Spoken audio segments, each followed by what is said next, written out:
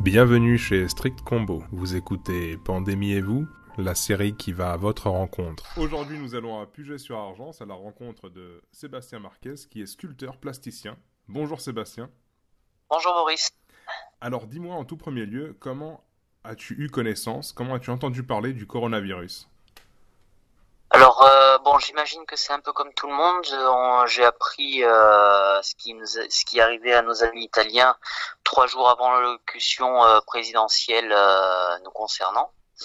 Ensuite, en ce qui concerne la Chine, on voyait les choses arriver de loin, mais comme tout le monde, je pense qu'on imaginait que la distance géographique nous protégeait de, de ce de ce que cette pandémie a apporté et de ce que ça a engendré derrière. Et alors dis-moi, quand le gouvernement a préconisé les gestes barrières, toutes ces mesures de distension sociale, comment est-ce que tu les as accueillis toi? Comment est-ce que tu as réagi face à ça? Eh bien, ça changeait pas mal de choses nous concernant parce que peut-être que c'est le fait qu'on vit dans le sud, tout le monde se fait des accolades, tout le monde se fait la bise, tout le monde se serre la main. C'est une gestuelle que nous occidentales on a. Je sais qu'au Japon c'est un peu différent, ils se saluent de loin, etc. Je pense qu'il y a pas mal de choses qu'on a dû apprendre d'un coup. Le port d'un masque, pour nous, ce n'est pas quelque chose de naturel. Je l'ai vu en Asie il y a quelques années en arrière quand j'ai eu l'occasion de visiter le Japon. Mais pour nous, occidentales, c'est complètement abstrait. Et il a Mhm. fallu se mettre au pas en quelques jours à peine. Mhm. Et tu as pu avoir accès justement à des protections comme les masques, tout ça, ou c'était compliqué de... Alors aucunement. Et d'ailleurs, c'était assez bizarre parce que 2 mois à l'avance, je fais du judo, hein, je suis professeur de judo, mais à côté, je fais beaucoup de création. Et notamment, en ce moment, je travaille sur des objets en ferronnerie et d'autres avec d'autres matériaux. Donc, ça génère beaucoup de poussière, ça génère pas mal de choses. Et désireux d'acheter des masques à poussière, 3 mois, enfin à peu près 2 mois antérieurs à ce que l'on vit maintenant, eh bien, je n'ai pas pu en trouver dans des commerces comme Weldom ou le Roi Merlin ou autre. Ah oui, Et déjà, ça, ah oui, déjà à l'époque, les gens avaient senti que ça allait se passer, quoi. oui, Il y avait oui. une Puis pénurie, après, hein. on a entendu vent que les masques étaient plus ou moins retirés du marché avant qu'ils n'arrivent en magasin, Ouais, ou alors réquisitionnés, on va dire, oui, bah oui, simplement. sûrement, ouais. Oui, c'est vrai, c'est vrai. Et alors, dis-moi, juste avant le confinement, qu'est-ce que ça avait déjà changé dans les rapports avec les autres, toute cette histoire de pandémie? Est-ce que tu sentais que les gens étaient plus méfiants ou est-ce qu'il y avait des choses comme ça? Est-ce que tu as senti un changement? Les gens me paraissaient, comment dire, un peu pas distants. En fait, je crois qu'on est tombé de haut après l'allocution présidentielle. Les gens s'y attendaient parce qu'on a eu quelques vents de nos amis italiens et autres. Mais je dirais que les informations n'étaient pas forcément complètes, les choses n'étaient pas effrayantes. Ouais, Euh, c'est vrai. euh, et je crois que notre ministre de l'Éducation, j'aurais pas aimé être à sa place, bien entendu. Quelques heures avant l'allocution présidentielle, nous donnait pas de signe de fermeture des écoles et autres. Donc, quand 5 heures après, la- l'allocution fut finie, beaucoup de personnes ont réalisé que la situation était assez grave, en fait. Ah bah oui, complètement. Oui. Et puis, il fallait s'organiser par rapport à tout ça après. Que ça soit professionnellement avec les enfants, c'était pas facile, ouais. C'est vrai. Et alors, dis-moi, comment est-ce que, depuis le confinement, tes nouvelles habitudes, à quoi est-ce qu'elles ressemblent? À quoi ressemble ton quotidien de confiné? Dans de la préparation, uniquement de la préparation, dans le sens que j'ai essayé de m'occuper de mon atelier. Je fais beaucoup de travaux à l'intérieur. Je prépare des pièces de look un peu différents de ce que je présentais. C'est-à-dire je fais des pièces maintenant qui sont non plus de taille humaine, mais de taille un peu plus gigantesque. Hein. J'ai une tour Eiffel en préparation qui va faire 7 mètres, d'autres pièces qui feront 4 mètres et qui seront montées sur des châssis métalliques. Je fais évoluer un peu mon concept, c'est-à-dire que je pense faire pas mal d'objets un peu designés, non pas que des sculptures que l'on pose quelque part pour la simple décoration, mais y rajouter une utilité. Je prends mon mal à conscience parce que mon fils, je ne le vois pas à l'heure actuelle. Hein, alors à tort ou à raison, hein, je sais il y a des personnes qui vont voir leurs enfants, qui les prennent chez eux, etc., qui se le confient de parents, enfin de mère à père, Oui. quand les gens sont séparés. Moi, j'ai pris cette décision commune hein, avec la mère de mon fils, bien de rester chacun chez soi, tout en gardant des nouvelles et en s'occupant Mhm. les uns des autres à distance. Alors que c'est vrai que ton fils, tu m'as toujours dit qu'il t'inspire beaucoup dans ton effort de transmission d'artiste. Et c'est vrai que j'imagine que les, ça ne doit pas être facile. Ouais. Depuis sa naissance, William a fait changer beaucoup de choses dans ma vie et en bien. Et c'est vrai que bah, ça, ne serait-ce que la présence de mon fils change beaucoup de choses lorsqu'il est là. Et les enfants ont tendance à justement donner des bonnes idées ou à provoquer de bonnes idées. C'est vrai que c'est un Et échange permanent. Ouais. voilà, tout à fait, tout à fait. Bon après, peut-être qu'on n'a pas le même lien avec ses proches, mais mon fils m'inspire énormément.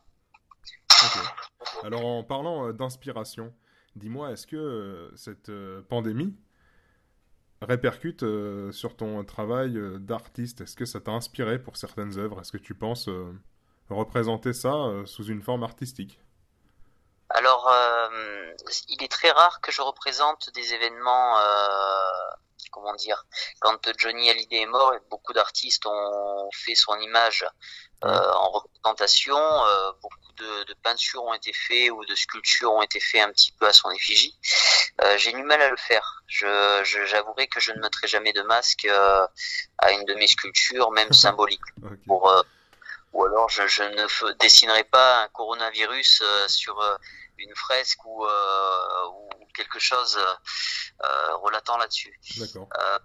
Mais plutôt essayer de comment dire de véhiculer autre chose parce que je pense que les gens ont besoin en ce moment de couleurs. Ils ont besoin de voir des choses un peu plus joyeuses que ce que l'on voit à l'actualité. Ils ont besoin d'unification, hein, de choses qui les unissent. Et puis quelque chose qui leur rappelle que après le coronavirus et tout ce qui est lié à l'heure actuelle, bien le monde reprendra son cours et heureusement. J'espère, oui, j'espère. Et dis-moi, est-ce que, avant le coronavirus, est-ce que tu as déjà, toi, réfléchi à ce qui pouvait arriver de pire à la France? Personnellement, je travaille avec des objets de récupération, de recyclage. Oui.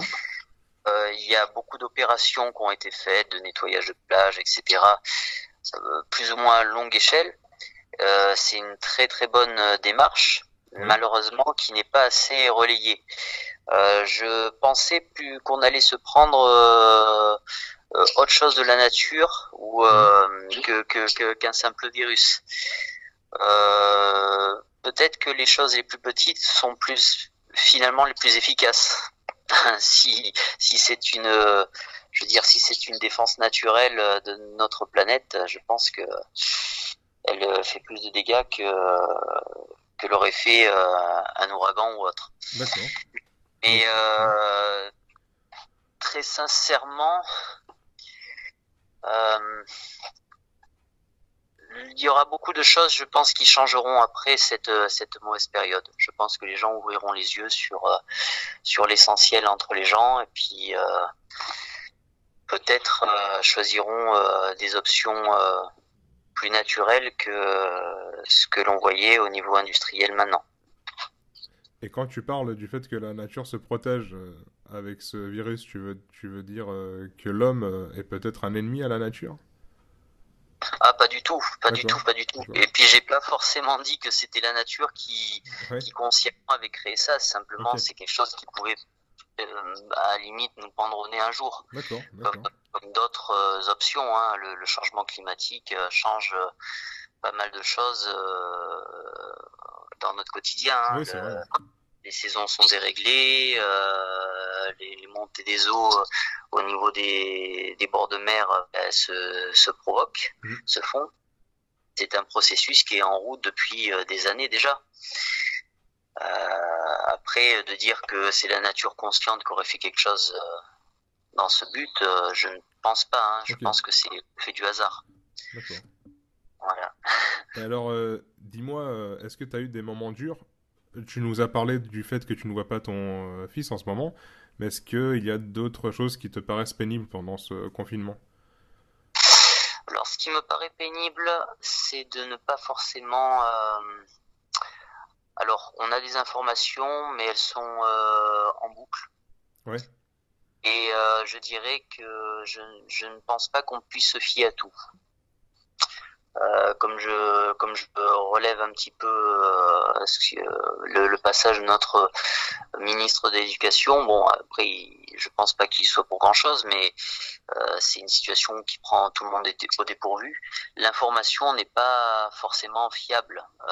Les chiffres peut-être ne parlent pas vraiment. Notre entourage, moi ma sœur par exemple je dirais l'infirmière. Je lui demande un petit peu comment ça se passe de son côté. Et je m'interroge aussi pour ses enfants parce elle en a quelques-uns. ouais. Ouais, Et ça doit être je difficile ouais, de rentrer j'essaie le de soir en se disant qu'on est peut-être infecté. voilà, j'essaie de tirer un peu des informations autour de moi. Des fois j'ai de bonnes nouvelles, des fois j'en ai pas forcément de bonnes, mais j'ai pas vu autour de moi beaucoup de personnes infectées. Ah oui, t'as pas, Après, ouais, justement dans ton entourage ou peut-être toi-même, est-ce que toi tu penses être infecté ou des gens dans ton entourage justement alors, c'est un virus apparemment qu'on connaît pas. On peut être porteur sain ou autre. J'en ai pas conscience, j'en ai pas connaissance. Moi, personnellement, je ne suis pas malade. Je ne tousse pas, je n'ai pas tout ce qui a été énoncé, hein, Hmm. la fièvre, puis d'autres Oui, choses tous qui les sont symptômes, ouais, ouais. voilà, moins joyeuses. Ouais. Autour de moi, ben pareil, mais je vois que ma famille va bien, je vois que mon fils va bien. On n'a aucune plainte D'accord. à émettre de ce côté-là. Et même ta Euh, sœur qui est au contact des malades, non, non, non, elle d'accord. travaille beaucoup, bon, avec les moyens du bord, malheureusement. C'est bizarre de voir que bon, enfin moi mon parallèle à moi c'est que quand je fais de la soudure j'ai un casque à soudure, Oui. je me suis brûlé quelques fois les bras, maintenant je me couvre les bras pour pas avoir des brûlures Mhm. un peu partout sur le corps. Ouais. Euh, je, je, c'est un métier, je pense, mais de savoir qu'ils ne travaillent pas forcément avec le bon équipement, je trouve ça problématique. Des masques et des gants, ça paraît irréaliste de ne pas avoir ce genre de matériel-là quand on travaille dans un hôpital ou une clinique, Ouais, ou c'est vrai même qu'on une est tous pharmacie. tombés de haut et quand on a appris à quel point notre service hospitalier souffre, c'est vraiment Après, il y a incroyable. des images qui sont très effrayantes de l'internet. Moi, je viens de voir une vidéo. Alors, il y a beaucoup de fake news, il y a beaucoup de choses qui sont pas forcément réelles. Mais j'ai vu une manufacture en Inde où ils fabriquaient les masques en étant assis par terre et en se les balançant les uns les autres. Ah oui, oui, Bon, oui. Ça ne rassure pas, oui. j'imagine que on risque pas forcément d'attraper le coronavirus, mais plutôt d'autres choses dans Mhm. ce genre de conditions-là. C'est vrai. Voilà, si ces masques-là arrivent en France et qu'on les met à la bouche, je vois mal ce que ça peut attirer de bon. Ouais, là, il n'y a pas de protection, ouais, on est bien d'accord. Ouais. Ta sœur, au niveau information, vu qu'elle est très très proche de tout ce qui se passe, par exemple, est-ce que l'hôpital où elle travaille est dépassé, est surchargé? Est-ce qu'il y a des choses comme ça? Alors, Ma sœur a toujours travaillé de manière très professionnelle. Elle Mhm. m'a jamais donné de détails sur ce qui se passait à l'hôpital ou Ok, autre. ok. Là, pour l'instant, ces jours-ci, c'était beaucoup de suspicions Mhm. de malades. Ensuite, il y en a eu peut-être un ou deux. Après, je n'ai pas vraiment le détail là-dessus. Je D'accord, sais que d'accord. la maladie existe. J'ai un de mes amis qui l'a eu, qui a été sous assistance respiratoire. Ah oui, quand même. Bon, il en est sorti, il est vivant. Hein. Après, ça a été juste un cap. Mhm. Et là, maintenant, il se repose et je pense que dans quelques jours, ça ira. Ok. Mais d'autres n'ont pas cette chance. Oui, bien Certains sûr. qui ont une immunité peut-être autre, eh bien, malheureusement. Après, j'ai pas eu de détails s'il a utilisé certains médicaments, genre la chloroquine Oui, ou oui. autre. Je, Oui, je, ça après, c'est des je sujets sens aussi pas. qui nous dépassent, nous qui ne sommes pas médecins ou dans le milieu. Il y a eu un Ben, énorme engouement autour de tout ça, je trouve aussi. C'est vrai que, bon, bah, c'est des choses, je pense, qu'il faut laisser aussi aux médecins. Faut pas qu'on rentre là-dedans. je pense que c'est pas évident de prendre de grandes décisions. Parce qu'on joue on joue pas sur un poker, hein, on joue pas Ouais, pas du virtuel, là on joue des vies humaines. Mais quand quelque chose marche, peut-être qu'il faut, vu le nombre de victimes qu'il y a eu en Italie, je pense que s'ils avaient voulu essayer peut-être ce médicament pour sauver quelques vies, c'est vrai. au pire des cas, vu la circonstance, ils auraient dû en utiliser en masse, quoi. Comme dirait notre cher président, nous sommes en guerre, n'est-ce pas? Voilà, Voilà. voilà. Bon, après, c'est une guerre où on ne connaît pas la personne qui est à côté de soi. Ouais, c'est ça aussi, oui. Euh, qui déteste son possible et que chacun peut reprendre son travail ou autre. Peut-être que je ne sais pas je veux dire, quelle décision est la meilleure, mais je pense comme certains que si on devait monter patte blanche et acheter son propre test et puis aller travailler naturellement parce qu'on est clean, Ouais. pourquoi pas. Oui, c'est Voilà, vrai, ouais. Ça pourrait être une solution, ouais. C'est vrai. hypothèse parmi tant d'autres, mais nous ne sommes pas les décidateurs. Et alors, dis-moi, en parlant justement du retour au travail, à la vie normale, comment imagines-tu justement l'après et si tu as aussi une note d'espoir pour ce qui va arriver après toute cette crise? Alors, le après, eh bien, moi, je fais du judo. Moi, je suis en contact avec des gens, je suis en contact avec les enfants, etc. Pour ceux qui connaissent pas ce sport, on attrape, on renverse, on n'est pas à 1 mètre de distance, on est avec le partenaire. Ouais, Euh, ouais, euh, cette maladie, quand elle sera, je pense, éradiquée, parce qu'il faut que ça soit éradiqué, eh bien les choses reprendront le cours normal. Je ne vois pas pourquoi on interdirait de pratiquer un sport ou de pratiquer une activité ou d'ouvrir un bar ou un restaurant si l'environnement le permet. Là, on vit quelque chose quand même bien particulier à un moment donné. Je me pose beaucoup de questions sur sur les entreprises, sur comment elles vont pouvoir gérer ça au quotidien, parce que les charges tombent. L'État demande quand même eh ben oui, oui. Il de demande même des charges, comme tu dis, oui. voilà, même si les choses sont reportées, elles tombent quand même. Oui, Et j'ai pas vu une plage commencer à faire ses travaux pour réouvrir ses portes récemment. Je parle à Saint-Raphaël ou autre. J'ai eu l'occasion de travailler en plage pendant des années. Et je vois mes patrons qui commencent à serrer les dents et puis à se demander quand est-ce qu'ils vont pouvoir au moins travailler, même pour sauver les meubles. Donc on est tous plus ou moins dans l'hypothèse que ça reprenne vite, que ouais. le 11 mai il se passe quelque chose de magique. Et Surtout que chez nous, comme tu dis, tout ce qui est tourisme, tout ce qui est autour du tourisme fait bah, toute la vie en fait de notre région varoise. C'est ce qui nous voilà. permet de vivre tout le reste de l'année en fin de compte.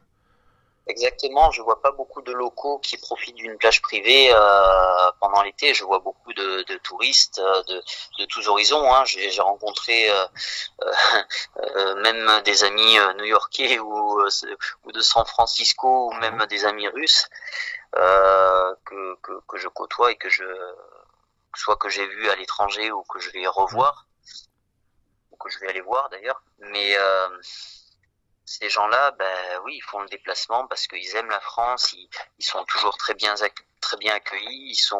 Ils voient quelque chose d'un peu atypique.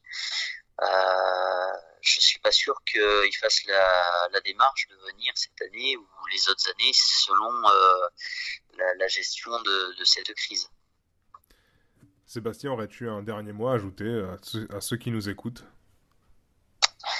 Eh bien, tous ceux que j'apprécie, que j'aime et que j'ai autour de moi, ben, j'espère le meilleur. J'espère que personne ne sera impacté par cette pandémie. Et parce que la santé, c'est ce qu'il y a de prioritaire. J'ai beaucoup de reconnaissance envers les personnes qui s'occupent de leurs employés, qui s'occupent. Moi personnellement, j'ai la chance d'avoir un ami qui ne me laisse pas tomber là-dessus et qui il n'est pas obligé, mais je n'ai pas à me plaindre là-dessus. Donc j'espère que les gens seront solidaires justement jusqu'au bout par rapport à cet événement-là et qu'ils seront également reconnaissants quand les choses reprendront leur cours. Voilà, que ces qualités humaines-là se développent. Très bien. Et ben, si vous passez par le Var, par Saint-Raphaël notamment, et que vous passez au centre culturel, vous pourrez avoir l'occasion d'observer et d'admirer les œuvres de Sébastien Marquès. Et puis ouvrez l'œil, les œuvres sont un peu partout dans les commerces. C'est bien ça. Hein. Si je me trompe, Oui. Rectifie-moi. Non, tout à fait. Mais je prépare encore une nouvelle vague de pièces qui seront exposées. Et j'espère justement qu'elles plairont parce que c'est un peu différent de ce que je faisais avant. Hein. C'est comme je disais, hein, au niveau des dimensions, comme au niveau des matériaux utilisés, bien des fois je change pas mal de choses. Ok, ça roule. Voilà. À bientôt Sébastien, merci de nous avoir accordé de ton temps. Merci beaucoup. Et puis bon, ben à bientôt à l'extérieur ou sur les ondes. Chers auditeurs, merci de nous avoir suivis pour cette entrevue. Courage à tous les corps de métier qui continuent à exercer pendant la pandémie. Force et honneur à vous tous. N'hésitez pas à me faire savoir si vous avez envie de participer à l'émission. Laissez votre témoignage. C'est très simple, vous n'avez qu'à m'envoyer un mail à strictcombo.prod@ymail.com.